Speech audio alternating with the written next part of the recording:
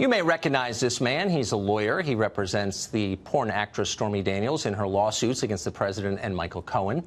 But in the last 6 months, he has become famous in his own right. He's now one of the most consistent fixtures on cable news in this country. He's appeared on CNN and MSNBC literally hundreds of times, but he's moving beyond being a mere television celebrity. He's now talking about running for office for president.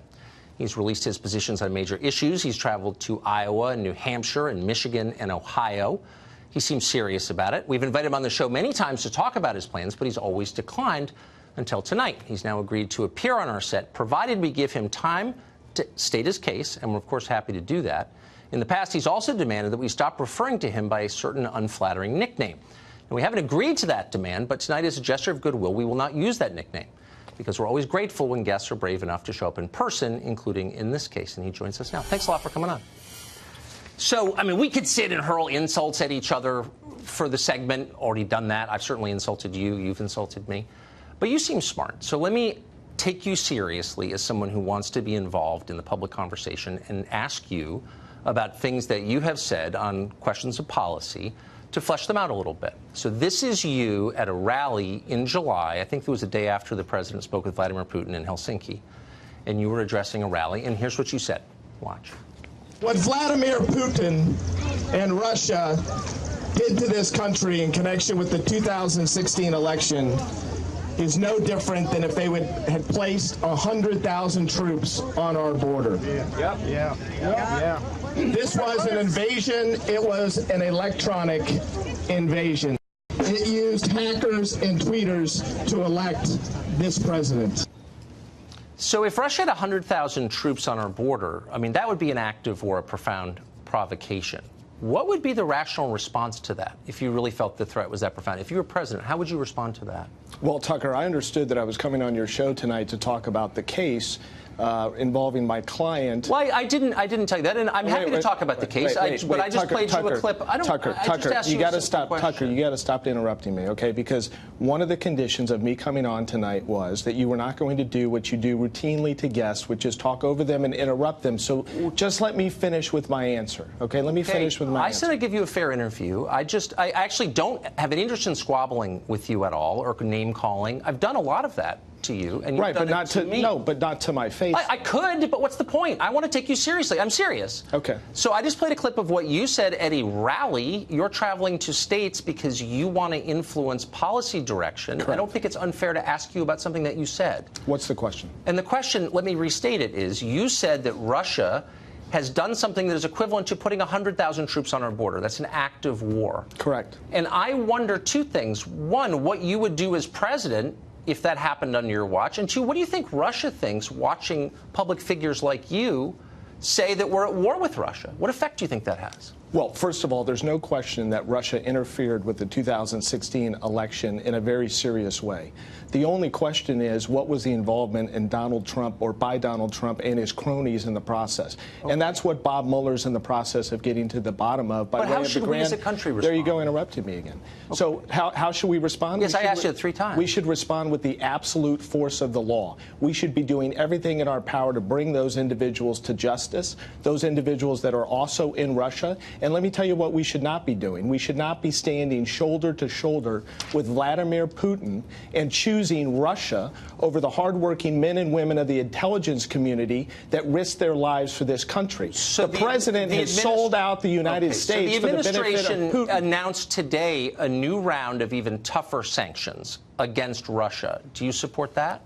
I think it's a start, but I don't think it's what would be the end? I don't think it's a step in the right direction. I don't think the president has shown any leadership relating sanctions to Vladimir, are not a step in the right direction? No, I said it's a step, but it's not enough. Okay. I believe that President Trump should demand the extradition of each and every individual in Russia that Bob Mueller and others believe were responsible for the election meddling in 2016. Okay, so I think a number of people have been charged. Okay, that's a start. I think that's a but start. What's the, I mean, if you really believe that it's the same as 100,000, what I'm saying is you're using reckless rhetoric on a subject you don't really understand that increases the temperature between the United States and a nuclear-armed adversary. Is that a responsible thing to do? I think under the circumstances circumstances, I stand by my words, and I think for you to that it's 100,000 troops on the border. I think for you to lecture me about reckless rhetoric is rather ironic, Tucker, in light of some of the reckless rhetoric that you engage in each and every day on this show. Reckless rhetoric. Okay. So you've said that you are a civil libertarian, in effect. You're a libertarian on sex questions. And that's fine with me. Does it bother you that the Obama administration authorized spying on American citizens connected to a rival presidential campaign? Well, first of all, I don't think it's been established that that occurred, number one. That Carter Page was spied on? I don't believe that that's been established, number one, that, in fact, President Obama authorized his administration authorized. Are you going to interrupt me for the entire segment? I'm or just clarifying because I don't think you understand the question. No, I do. The Obama administration authorized spying on an American citizen connected to the Trump campaign. Does that bother you at all? First of all, I don't think that's been established. If it was established, of course it would bother me. Are we going to get to the facts of my client's case? Yeah, let me just ask you one last real adult question first, because you're traveling around the country as a commentator on politics, and I'm interested to know what you think. I don't think that's illegitimate. So it has not been established that Carter Page was spied on? Is that what you're saying? How many times are you going to ask me the same question? I've already stated that, in my view, I don't believe that President Obama has been shown to have authorized the spying, quote unquote. The Obama administration. Why dodge the question? Look, you traveled here with policy advisors who've worked on other campaigns to the show tonight. I have no idea. I think you'd be ready for a simple question. I didn't travel here with policy advisors. Can I ask you? Let me ask you a question. No, I don't think. Why don't you get a TV show and then you can ask me a question? I've asked you a simple question and you're not answering. Why is it that you don't call Donald Trump the creepy porn president? He's the one that had sex with a 4-month-old son at home with my client without a condom. Okay, so but you don't want to acknowledge that. Hold on. You don't want to acknowledge that. Acknowledge it. Okay. Do you believe that he had sex with my client? Yes, I do. I've said that on the air multiple times. So he's lied repeatedly to the American people, and you're okay with that. You think it's okay if the president lies to the American people? Settle down. Let me finish my question to you. What is the crime, the harm, the injury to your client by Donald Trump? As far as I understand, this was a consensual sexual relationship, and yes, I believe it occurred. I don't know that, but it seems like it did. I'm willing to believe that it did. But it seemed consensual, and then she was paid at the end of it. And yet you... And by the way, I'm not attacking Stormy Daniels. I feel sorry for her. I feel she's being exploited. You've attacked her for 6 months. I feel that you and others are exploiting her. So I feel bad for her. But I'm wondering what the injury is to her. I think you demean her repeatedly. And really? I think you're a hypocrite. So let me ask you what the injury... You want to talk about the case. I'm asking you the core question in the case. What is the injury to Stormy Daniels? The injury is that the agreement that was entered into was not adhered to by Michael Cohen and Donald Trump. They did not fulfill their end of the bargain. Now, do you want to talk about the injury to the American people, the lies and the lying. So you believe no, but you just went off on this moral lecture about how it was wrong for the president to have an adulterous affair, and I would agree with that.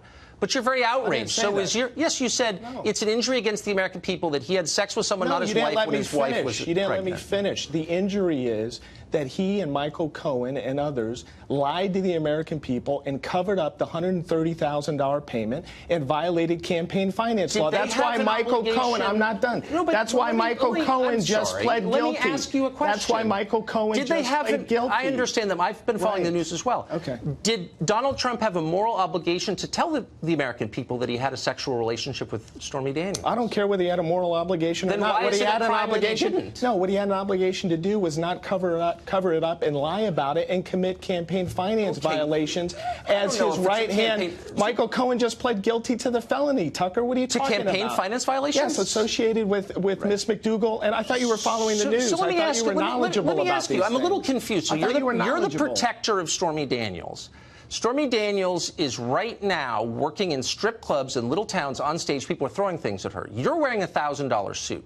Why are you not paying her? You've profited from Stormy Daniels. You've done tens of millions of dollars worth of free media on the basis of your relationship with her, and she's working in strip clubs.